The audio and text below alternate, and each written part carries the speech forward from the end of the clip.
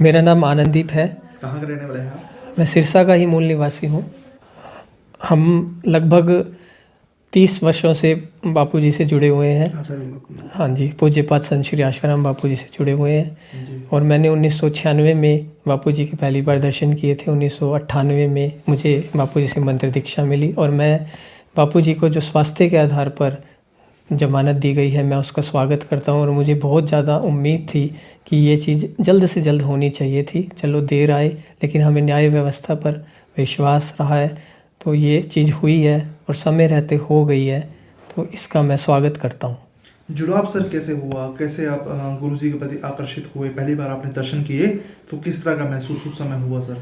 क्योंकि मुझे उस समय ये जानकारी नहीं थी, लेकिन जो उनका ऑरा थी, जो उनका आध्यात्मिक व्यक्तित्व है, उससे मैं इतना प्रभावित हुआ।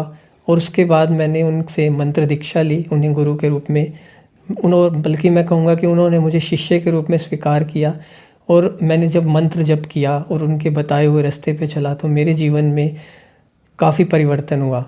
जैसे कि मैं पढ़ता था उस समय, तो मुझे पढ़ाई के अंदर काफ़ी मदद मिली, एकाग्रता आई मेरे अंदर, और बहुत सारे जो अलग अलग दुर्गुण होते हैं उससे भी मैं बच पाया। अभी मैं अध्यापक के तौर पे कार्य करता हूँ, तो मुझे लगता है कि मेरा जीवन गुरु जी की कृपा से काफ़ी अच्छी दिशा में जा रहा है और मैं देश के लिए, समाज के लिए और परिवार के लिए, सभी के लिए योगदान दे सकता हूँ। और मैं इसे देना भी चाहूँगा, जो कि मैं समझता हूँ कि गुरु जी के कारण ये चीज़ बड़ी आसानी से हो रही है और सहजता से हो रही है। और उनका जो सिद्धांत है, स्वस्थ जीवन, सुखी जीवन, सम्मानित जीवन, वो हमारा और समाज का हो रहा है। कभी मुलाकात भी हुई है आपकी गुरु जी से? जी, बापूजी से मेरी मुलाकात व्यासपीठ पे हुई है। और मैंने उनसे उनके दर्शन करने के लिए, जब मैं गुरु पूर्णिमा पे अहमदाबाद गया था, जो उनका मुख्य आश्रम है मोटेरा में, तो वहाँ पे जब मैं गया तो वहाँ पे मेरी बातचीत भी हुई थी। तो गुरु जी ने मुझे आशीर्वाद दिया था और उसके बाद से मेरे जीवन में और ज़्यादा निखार आया था, क्योंकि मैं उसमें पढ़ रहा था, तो उससे मुझे लाभ मिला। जैसे जैसे मैं उस चीज़ में आगे बढ़ता गया और उनके सिद्धांत पे चलता गया, जो कि उनका जो सिद्धांत ये है कि सबका मंगल सबका भला, तो वैसे ही मेरे विचार भी हुए, मेरे मन से भेद मिटा और मैं उस रास्ते पे ही अब चल रहा हूँ। कि सबसे पहले मैं जब विद्यार्थी था 1996 में, तो विद्यार्थी के रूप में मैं उनके दर्शन करने मुझे स्कूल की तरफ से ले जाया गया था। उसके बाद जब मुझे मंत्र दीक्षा मिली, जब मेरे माता पिता ने मुझे देखा कि ये इसका चरित्र अच्छा हो रहा है, ये माता पिता का कहना मानना आदि आदि जो हो सकता था, उन्होंने मुझे ऑब्ज़र्व किया, देखा। फिर उन्हें भी लगा कि नहीं, ये सही रास्ते जा रहा है और इसमें परिवर्तन आया है, तो वो भी इससे जुड़े और उन्होंने भी गुरु जी से मंत्र दीक्षा ली और उनके रास्ते पे वो चल रहे हैं। तो जहाँ तक मैं समझता हूँ कि मैं जैसे एक संस्कृत का अध्यापक हूँ, मैंने शास्त्रों का भी अध्ययन किया है। तो शास्त्रों में इस प्रकार जो ब्रह्मज्ञानी संत हैं, उनकी महिमा का वर्णन बहुत ज़्यादा बताया गया है। जैसे श्री योग वशिष्ठ महारामायण है, उसमें वशिष्ठ जी और रामचंद्र जी का जो संवाद है, उससे भी हमें गुरुओं की महिमा का पता लगता है। तो मैंने ये पाया कि वे एक ब्रह्मनिष्ठ संत हैं और वो ब्रह्म विद्या के आचार्य हैं। तो मेरी शुरू से उनसे मिलने के बाद और ज़्यादा ये रुचि हुई कि मैं ब्रह्म विद्या के आचार्य से ब्रह्म विद्या ज़रूर सीखूँगा। जैसे हम अपने बच्चों को विदेश भेजते हैं कुछ धन कमाने के लिए, इसी प्रकार जो मनुष्य जीवन का लक्ष्य है, ब्रह्म विद्या, अपने आप को जानना, आत्म साक्षात्कार करना, मैंने जब उनसे ये चीज़ सुनी तो उसके बाद मैं उस रास्ते पे चला हूँ।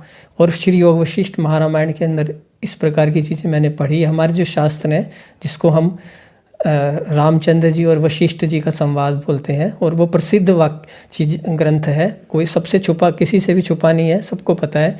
उसमें इस प्रकार का गुरु और शिष्य की परंपरा का, क्योंकि हमारा जो भारतवर्ष है वो गुरु और शिष्य की परंपरा के कारण अपनी संस्कृति को आज भी संजोए हुए है। तो मैं ये चाहता था कि ये गुरु शिष्य का जो संवाद है वो मेरे जीवन में भी आए और मुझे भी गुरु मिले और जो ब्रह्मनिष्ठ संत हों, जो मेरा भी भला कर सकें और मुझे आत्म साक्षात्कार के लक्ष्य तक पहुंचा सके। तो इस प्रकार मैं जुड़ा था। क्या कहेंगे? क्योंकि ये हमारे जो शिष्य हैं, हम शिष्य लोग हैं पूज्यपाद संत श्री आशाराम बापू जी, उनके लिए बहुत ही खुशी का दिन है। और हमारे गुरु जी ने सदा ही ये कहा है कि अंधकार से प्रकाश की ओर चलो। तो आज हमने दिए जलाए हैं और उनके स्वास्थ्य की हम मंगल कामना की है कि वे जल्द से जल्द स्वस्थ हों और वे बाइज्जत बरी हों, न्याय व्यवस्था पे हमें पूरा विश्वास है। और हम जो उनके सेवा कार्य हैं, जैसे वो जन्मदिन मनाते हैं, तो वो भारतीय संस्कृति के अनुसार कहते हैं कि भारत हमारा जो शरीर है पंचभूतों का बना है, पृथ्वी, जल, अग्नि, वायु, आकाश। तो उसी को हम सुखदायी बनाए, ऐसी मंगल कामना करते हैं। और जितने वर्ष बीत चुके हैं छोटे दिए, और बड़े जो एक जिस वर्ष में बच्चा प्रवेश करता है उसमें हम बड़ा दिया जलाते हैं, ऐसा उन्होंने हमें बताया है। मंदिर में गुरुजी को भगवान की तरह पूजते हैं, आपने फोटो मंदिर में रखी हुई है, पूजा भी उनकी करते हैं, क्या कुछ कहेंगे? क्योंकि भगवान रामचंद्र जी ने भी तो अपने गुरु का सम्मान किया था, उनका आदर किया था।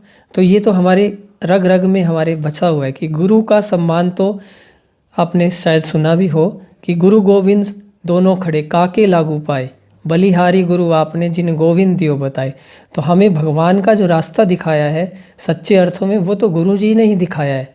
तो हम तो उनको ये चाहते ही हैं कि वो हमारे जीवन में गुरु का, भगवान का और शास्त्रों का हम पूरा सम्मान करें, हमेशा वो हमारे हृदय में रहें और हम उनका आचरण करें हमारे जीवन में। इसी तरह पूजा करते हैं प्रतिदिन। हम जो हमें नियम दिया गया है उसका हम पालन करते हैं और अपने चरित्र को, अपने विचारों को, अपनी संस्कृति को संजोए रखे हुए हैं। हम किस प्रकार हमने इतने समय निकाला है वो हमारे ही दिल जानता है। मेरा नाम सुरेंद्र जोशी है, मैं रिटायर्ड कर्मचारी हूँ।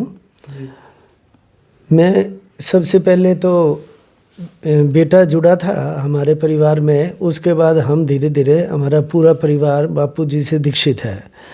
इवन के बेटी और दामाद और उनका परिवार भी वो बापूजी से दीक्षित है। और हमें आज भी, जब वो आप पूछ रहे थे भी जब सजा हुई तो उस सजा के समय आपके मन में क्या आया, हमारे मन में ये आया कि हमारे बापूजी निर्दोष हैं। निर्दोष पर कई दफ़ा लांछन लग जाते हैं, लेकिन जो सच्चे गुरु होते हैं वो उस विपरीत परिस्थिति से भी कभी घबराते नहीं। यही वो अपने शिष्यों को सिखाते हैं और सिखाना चाहते हैं, ताकि उनका मनोबल और आत्मबल बढ़े। और हमें विश्वास है और करोड़ों शिष्यों को विश्वास है, ये प्रमाण है कि आज तक बापूजी की शिष्य संख्या में कमी नहीं हुई बल्कि बढ़ोतरी हुई है। और उनके जितने भी प्रकल्प हैं, जिस समय वो जेल में नहीं थे, जो चल रहे थे, वो आज भी निरंतर जारी हैं। तो मैं तो सबसे पहले न्यायालय का, उच्चतम न्यायालय का आभारी हूँ कि उन्होंने न्याय किया है और आगे भी उनको निर्दोष वो साबित करके निर्दोष साबित होंगे और वो रिहा होंगे निर्दोष, ये पूर्ण विश्वास है। गुरुजी के बारे में कुछ बताना चाहेंगे? बस गुरुजी के बारे में तो मैं बहुत कुछ बताना चाहती हूँ, लेकिन अभी शब्द नहीं है मेरे पास कोई भी।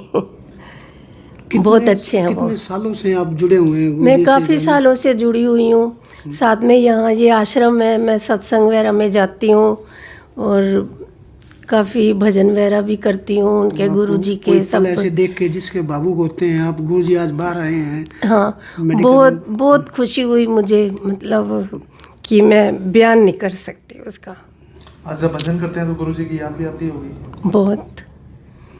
तो कैसे फिर उस याद को मेंटेन करके चलते हैं मैडम? बस वो बापूजी ने जो सिखाया हुआ है, धैर्य, इससे ज़्यादा तो क्या हो सकता है। सब्र रखा हुआ है। हाँ, सब्र रखा हुआ है हमने।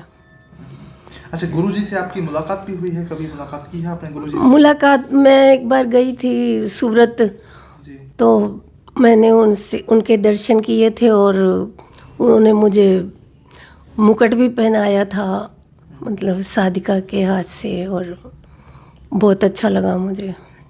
तो गुरुजी का व्यक्तित्व किस तरह का रहा है, आप बताइए। आप तो बहुत अच्छा रहा उनका, तो वो मतलब सच्चाई है उनके पास और कुछ नहीं। जैसे भी जो भी कुछ है भी, उनके जो भी प्रवचन हम सुनते हैं उनसे हमें बहुत कुछ मिलता है, काफी कुछ मिलता है। हाँ जी। बहुत से लोग ऐसे होंगे जिनके जीवन में चमत्कार भी हुए होंगे गुरुजी की। हाँ, बहुत तो लोगों के होते हैं।